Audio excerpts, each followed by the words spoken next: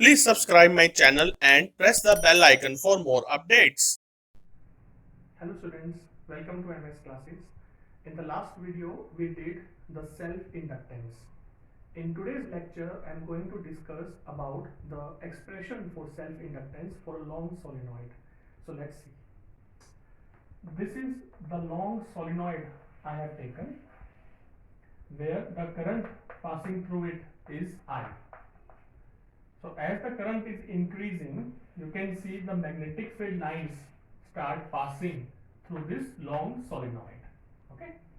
So as in the last video we did this expression that n phi, that is Li. N is the number of turns, phi is the flux, L is the coefficient of self-inductance, and I is the current. We can find this n phi from the formula also, that phi is the flux, which is BA cos theta, where theta is 0 degree, because this is the magnetic field lines and this is the area vector. So you can see B and A both are in same direction.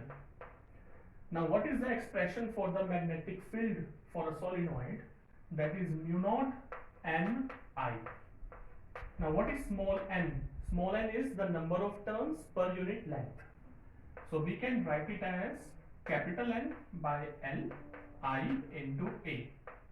Now capital N into capital N gives n square I A by L, that is n phi, and this is my second equation. Now n phi is Li, n phi is also equal to this, so we can compare it and we get Li as mu naught n square I A by L, so that I and I gets cancelled and you get L as mu naught n square A by L. So this is the expression to find the self-inductance for a long solenoid, and you can see it depends on the nature of media, number of turns, and the geometry of the coil, because in the geometry of the coil you can see the area of the cross section and the length of the coil. So this is how we find the expression for the self-inductance for a current carrying long solenoid. So I hope this topic is clear to everyone. In case if you still have any doubt, please comment in my comment section. Thank you.